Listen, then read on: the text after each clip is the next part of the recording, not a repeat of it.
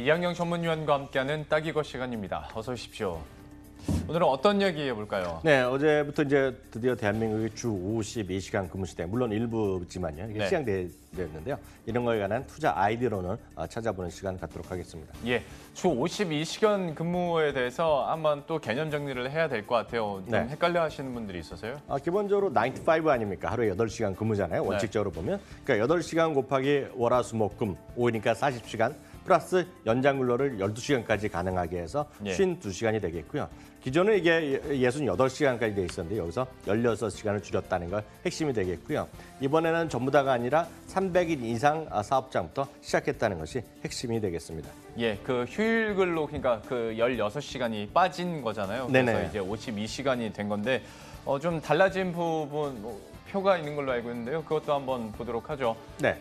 연장 근로에 대한 말이 많아요. 그러니까 이걸 그 단어 사용 때문에 네네. 주말 근무 뭐 이걸로 막 헷갈리다 보니까 좀 뒤섞여 가지고 이거 다시 한번 쉽게 얘기해서 이제부터 휴일 근무 이런 개념이 따로 없다. 원래는 16시간 있었는데 근데 요새 그게 없고요. 이것이 바로 실제로 보면 휴일 연장 근로에 포함됐다라고 보셔야 되겠고요. 앞서 위에 첫 번째 표는 상단은 잠시 전에 말씀드린 거 되겠고요. 이제는 임금 경우에 보면 어떤 추가 근무 시간에서 통상 임금은 50% 가산했는데 이제는 8시간 근무 초과까지는 50%, 그리고 8시간 초과까지는 이제는 100% 가산하는 거로 해갖고요. 약간 차이를 뒀다라고 이해하시면 되겠다라고 간단히 정리할 수 있겠습니다. 그리고 앞에서도 언급을 해주셨습니다만 52시간이 근무제가 이제 사업 규모별로 좀 시행 일자가 좀 다르잖아요. 네, 맞습니다. 중소기업은 당장 아니고요. 뭐 중소기업이 300인 이하인지 그건 제 법적인 건 모르겠는데 어찌되었건 300인 미만은 2020년부터 시행하는 거 되겠고요. 실제로 보면 이번에는 300 이상 사업장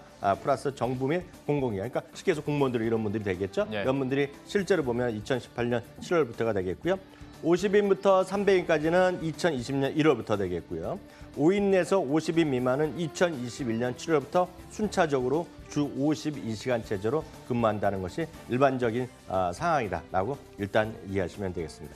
이게 아마 어제 뭐 종합방송 뉴스를 통해서도 워낙 많이 보셨을 텐데 우리들은 또 경제방송이잖아요. 그럼요. 경제적인 그리고 주식시장에서는 어떤 영향을 줄까에 대해서 좀 어떤 고찰을 해볼 수 있을까요? 제가 한번 찾아봤더니요. 역시 이런 걸 또 증권회사에서 만들어 놓은 데가 있더라고요. 그런데 또 박수 한번 쳐드리겠고요. 오늘은 그래서 신한금융투자에서 지난 6월 초에 만든 자료를 전적으로 뒷부분부터 지금부터 인용했다라고 미리 좀 말씀드리겠고요. 이선엽 연구원, 그리고 최상준, 최유춘 연구원 이런 분들이 작업한 거를 제가 확인해 드린다라고 보셔야 되겠고요. 이런 거죠. 이번에 어떤 것을 큰 틀에서 몇 가지의 어떤 포인트를 잡아냈는데 상당히 의미가 있습니다. 장시간의 근로를 하고 있는 관행을 타파하게 했고요. 그리고 이것을 생산성을 향상하는 모멘텀으로 좀 찾아야 된다라는 얘기가 크게 되겠고, 두 번째는 근로시간 단축으로 해서 생산성이 하락할 수 있고 인건비 상승에 대한 우려감이 현실적으로 존재하거든요. 이런 얘기하는 분들이 뭐 틀렸다 맞다 틀렸다 할 수는 없잖아요. 실제로 보면 근무시간 자체가 줄어드니까요. 회사를 경영하는 분의 입장에서는 걱정이 된다라고 얘기하시면 되겠고, 그럼 어떻게 되겠느냐? 상식적으로 보더라도 업무라든가요, 생산성의 효율성을 제고하기 위해서는 투자를 늘릴 수밖에 없는 건데, 이것이 정말 정부에서 지금 문재인 정부에서 얘기하는 사람을 더 뽑을지 아니면 각종 자동화라든가 로봇 뭐 이런 걸 늘려서 활용할지 이건 잘 모르겠는데요. 여하튼 그러다 보니 스마트 팩토리에 대한 구축이라든가 키오스크 아시죠? 요즘 보면 일부 뭐 식당 이럴 때 가면 사람 만나지 않고 그러니까 버튼에서 눌러갖고 터치 스크린에서 하는 거 있지 않습니까? 이런 것들이 좀 더 가속화돼서 사용에 일상생활에 확산됐다는 것은 너무나 뻔한 얘기다 보셔야 되겠는데요.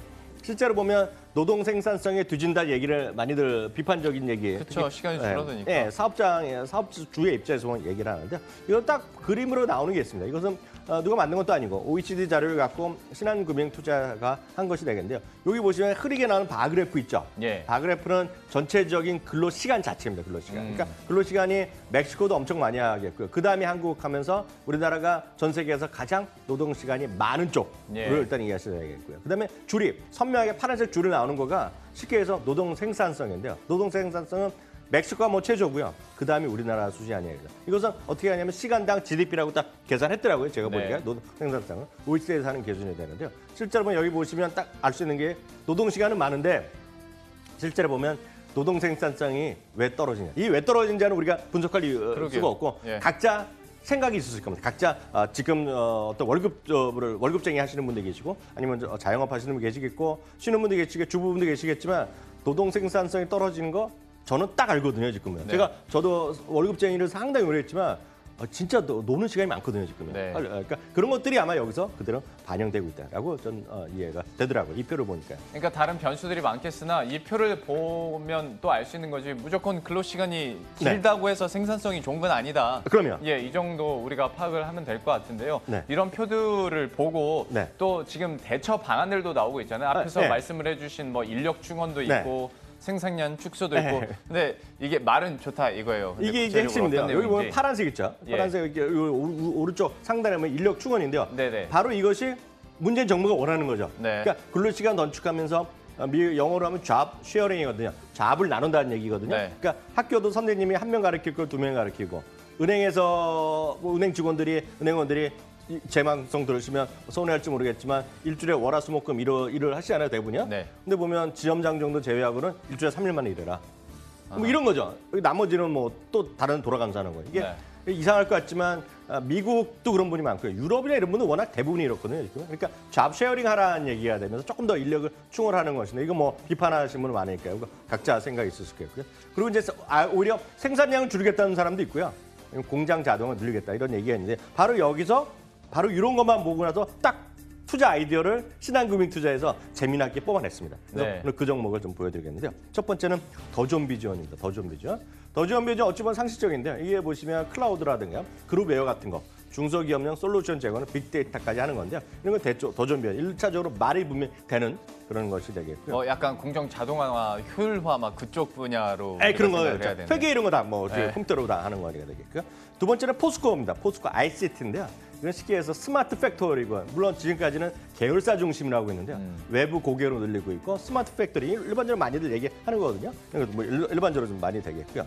세 번째는 한국전자금융입니다. 이게 보면 무인 자동화 기기, 무인 자동차 그리고 ATM 이런 사업 하는 거가 되겠네요. ATM 그리고 한국전자금융도 신한금융에서 뽑았고요. 네 번째는 이제 저도 어저께인가 그 뉴스 보는데 알리바바, 알리페이 이런 거 보면 생체 인식으로 딱 보면서 바로 결제가 끝난다는 거거든요. 네, 0.5초 만에. 그러니까 지금도 우리나라 물론 일부 우리가 사무실에 들어가거나 이렇게 보안 같은 데 보면 생체 인식, 눈, 뭐 손, 지문 이런 걸 일상적으로 쓰고 있잖아요. 네. 이런 것들이 앞으로 더 많이 쓰일 거라는 거죠. 그러면서 이제 쉽게 얘기해서 슈프리마 이런 것들도 얘기하는 것이 딱 이런 네 가지 기업을 지금 신한금융투자에서 관련 주식으로 제시했다는 거 참고하시면 되겠습니다. 그럼 위원님의 선택은 이 중에 있습니까? 저는 있죠. 근데 다만 단기적으로 워낙 시장에 혼조권이 재미가 없는데요. 제가 봤을 땐 그림으로 보면 딱 이해가 됩니다. 이 모든 것 중에 시청자분들 딱 감이 오는 게 있거든요. 키오스크 있죠, 키오스크. 엄청나게 많이 쓰고 있잖아요. 요즘에 뭐 패스트푸드 가도 그렇고 식당 가도 그렇고. 이 다음 화면 보여드리겠습니다. 수많은 브랜드가 여기 나오는데 브랜드요. 역전우동, 뭐 북문어 떡볶이, 먹시도 이런 각종 이마트, 홈플러스 다 있죠. 이 브랜드가 다 그걸 하고 있다고요? 한국전자금 이렇게 들어가 있다는 거죠 지금. 그 다음 거 보시면 요즘 보면 주차장에 사람이 별로 없죠. 딱 이거 아닙니까 지금요? 번호판 인식하고 바로 나올 때 결제하고 나오잖아요. 우리 회사 건물도 바뀌었잖아요. 저희 회사 거는 한국전자금융이 하는 건 아니더라고요. 거긴 제가 아니지만, 찾아봤더니요. 근데 문제는 이 모든 사업이 한국전자금융이 1등 회사입니다. 1등 점유율이요.